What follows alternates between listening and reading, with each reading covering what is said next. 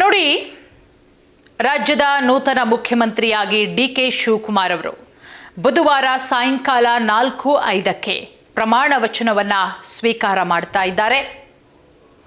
ನೋಡಿ, ಒಂದು ಕಡೆ ಬಹಳಷ್ಟು ಖುಷಿಯ ವಿಚಾರ. ಯಾಕಂದ್ರೆ ಅವರ ಅಭಿಮಾನಿಗಳು, ಅವರ ಕಾರ್ಯಕರ್ತರುಗಳು, ಅವರ ಪರ ಇರುವಂತಹ ನಾಯಕರುಗಳು ಎಷ್ಟು ವರ್ಷಗಳ ಕಾಲ ಚಾತಕ ಪಕ್ಷಿಯಂತೆ ಕಾಯ್ತಾ ಇದ್ರು.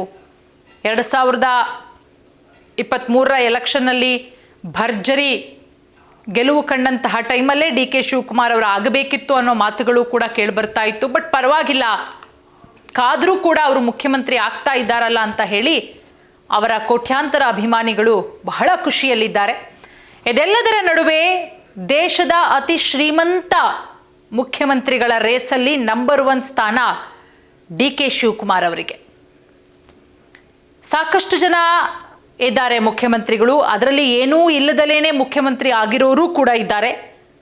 ಕೋಟ್ಯಾಂತರ ರೂಪಾಯಿ ಇದ್ದು ಅವರು ಕೂಡ ಮುಖ್ಯಮಂತ್ರಿ ಆಗಿರೋರು ಕೂಡ ಇದ್ದಾರೆ.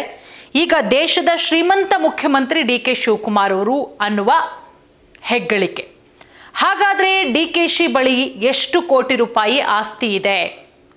ಶ್ರೀಮಂತ ರಾಜಕಾರಣಿ ಎಷ್ಟು ಕೋಟಿ ರೂಪಾಯಿ ಸಾಲ ಮಾಡಿದ್ದಾರೆ ನೋಡೋಣ.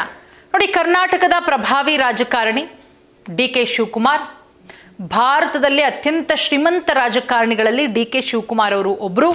ಈಗ ಅತ್ಯಂತ ಶ್ರೀಮಂತ ಸಿಎಂಗಳಲ್ಲಿ ಡಿ.ಕೆ. ಶಿವಕುಮಾರ್ ಅವರು ಒಬ್ಬರು ಅನ್ನುವ ಪಟ್ಟಿಗೆ ಬುಧವಾರದಿಂದ ಸೇರ್ತಾರೆ.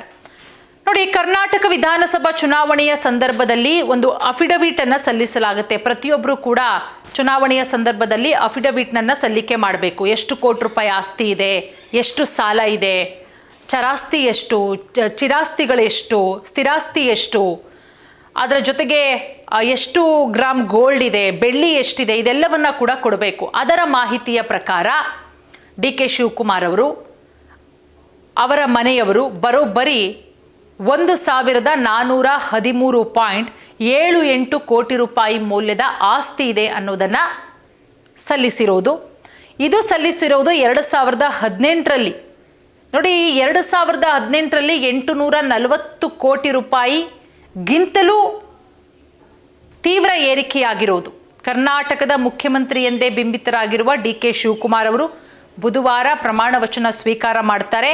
2023 ಅಂದರೆ 3 ವರ್ಷಗಳ ಹಿಂದೆ ಚುನಾವಣಾ ಅಫಿಡವಿಟ್ನಲ್ಲಿ 1,400 ಕೋಟಿ ರೂಪಾಯಿಗಿಂತ ಹೆಚ್ಚಿನ ಆಸ್ತಿ ಇರೋದಾಗಿ ಘೋಷಣೆಯನ್ನ ಮಾಡಿದ್ದಾರೆ. ಈ ಅಪಾರ ಸಂಪತ್ತು ಅವರನ್ನ ಈಗ ದೇಶದ ಅತ್ಯಂತ ಶ್ರೀಮಂತ ರಾಜಕಾರಣಿಗಳಲ್ಲಿ ಒಬ್ಬರು ಅನ್ನೋದನ್ನ ಮಾಡಿದೆ. ನೋಡಿ, ಕರ್ನಾಟಕ ವಿಧಾನಸಭೆ ಚುನಾವಣೆಯ ಸಮಯದಲ್ಲಿ ಸಲ್ಲಿಕೆ ಮಾಡಿದ್ದಂತಹ ಅಫಿಡವಿಟ್ ವಿವರಗಳ ಪ್ರಕಾರ ಡಿ.ಕೆ. ಶಿವಕುಮಾರ್ ಅವರು, ಅವರ ಕುಟುಂಬದವರು 1,413.78 ಕೋಟಿ ರೂಪಾಯಿ ಮೌಲ್ಯದ ಒಟ್ಟು ಆಸ್ತಿ 2018ರಲ್ಲಿ 840 ಕೋಟಿಗಿಂತ ತೀವ್ರ ಏರಿಕೆ. ನೋಡಿ, 273.42 ಕೋಟಿ ಮೌಲ್ಯದ ಚರಾಸ್ತಿಗಳು, ಒಟ್ಟು 1,140.36 ಕೋಟಿ ಸ್ಥಿರ ಆಸ್ತಿಗಳನ್ನು ಹೊಂದಿರೋದಾಗಿ ಡಿ.ಕೆ. ಶಿವಕುಮಾರ್ ಅವರು ಅಫಿಡವಿಟ್ನಲ್ಲಿ ತೋರಿಸಿದ್ದಾರೆ. ಅವರ ವೈಯಕ್ತಿಕ ಸ್ಥಿರಾಸ್ತಿಗಳು 972.65 ಕೋಟಿ ಅಂತಲೇ ಹೇಳಲಾಗ್ತಾ ಇದೆ. ಮತ್ತೊಂದು ಕಡೆ ಇಷ್ಟೆಲ್ಲ ಆಸ್ತಿಯನ್ನು ಹೊಂದಿದ್ದಾರೆ. ಅವರು ಸಾಲಗಾರರು ಕೂಡ. ಅವರ ಹೆಸರಲ್ಲಿ ಕೇವಲ ಲಕ್ಷಾಂತರ ರೂಪಾಯಿ ಸಾಲ ಅಲ್ಲ, 1 ಕೋಟಿ 2 ಕೋಟಿ ಅಲ್ಲ, ಡಿ.ಕೆ. ಶಿವಕುಮಾರ್ ಅವರ ಹೆಸರಲ್ಲಿ ಇರೋದು 263 ಕೋಟಿ ರೂಪಾಯಿ ಸಾಲ. ಡಿ.ಕೆ. ಶಿವಕುಮಾರ್ ಅವರ ಹೆಸರಲ್ಲಿ 263 ಕೋಟಿ ರೂಪಾಯಿ ಸಾಲದ ಬಗ್ಗೆಯೂ ಕೂಡ ಉಲ್ಲೇಖ ಮಾಡಲಾಗಿದೆ.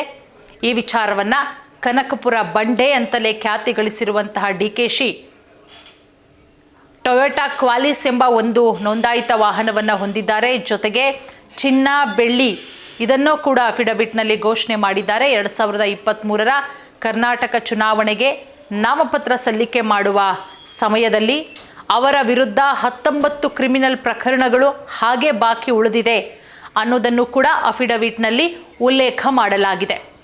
ಐಟಿ-ಇಡಿ ವಿಚಾರಣೆ. ಕರ್ನಾಟಕದ ಪ್ರಭಾವಿ ರಾಜಕಾರಣಿ ಡಿ.ಕೆ. ಶಿವಕುಮಾರ್ ಅವರು ಅಕ್ರಮ ಹಣ ವರ್ಗಾವಣೆ ವಿಚಾರಕ್ಕೆ ಸಂಬಂಧಪಟ್ಟಂತೆ ಐಟಿ-ಇಡಿ ವಿಚಾರಣೆಯಾಗುತ್ತೆ.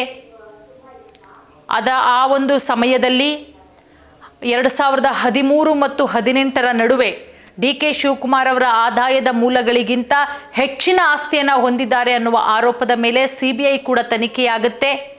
ಜೈಲುವಾಸವನ್ನು ಕೂಡ ಒಂದಷ್ಟು ತಿಂಗಳುಗಳ ಕಾಲ, ಸುಮಾರು 50 ದಿನಗಳ ಕಾಲ ಜೈಲುವಾಸವನ್ನು ಕೂಡ ಡಿ.ಕೆ. ಶಿವಕುಮಾರ್ ಅವರು ಅನುಭವಿಸಿದ್ರು. ಇದು ಅವರ ರಾಜಕೀಯ ಪ್ರಗತಿಗೆ ಹಿನ್ನಡೆ ಕೂಡ ಆಗಿತ್ತು. ಬಟ್ ಅದೆಲ್ಲವೂ ಕೂಡ ಸರಿದೂಗಿಸ್ಕೊಂಡು ಎಲ್ಲ ಕೇಸುಗಳಿಂದ ಹೊರಬಂದು ಈಗ ಕರ್ನಾಟಕದ ಮುಖ್ಯಮಂತ್ರಿ ಆಗ್ತಾ ಇದ್ದಾರೆ. ಬುಧವಾರ ಡಿ.ಕೆ. ಶಿವಕುಮಾರ್ ಅವರು ಪ್ರಮಾಣ ವಚನವನ್ನು ಸ್ವೀಕಾರ ಮಾಡ್ತಾರೆ. ಅವರ ನಿದರ್ಶನದಲ್ಲಿ ಒಳ್ಳೆಯ ಆಡಳಿತ ಸಿಗಲಿ ಕರ್ನಾಟಕದ ಜನರಿಗೆ ಅನ್ನುವುದೇ ನಮ್ಮ ಆಶಯ.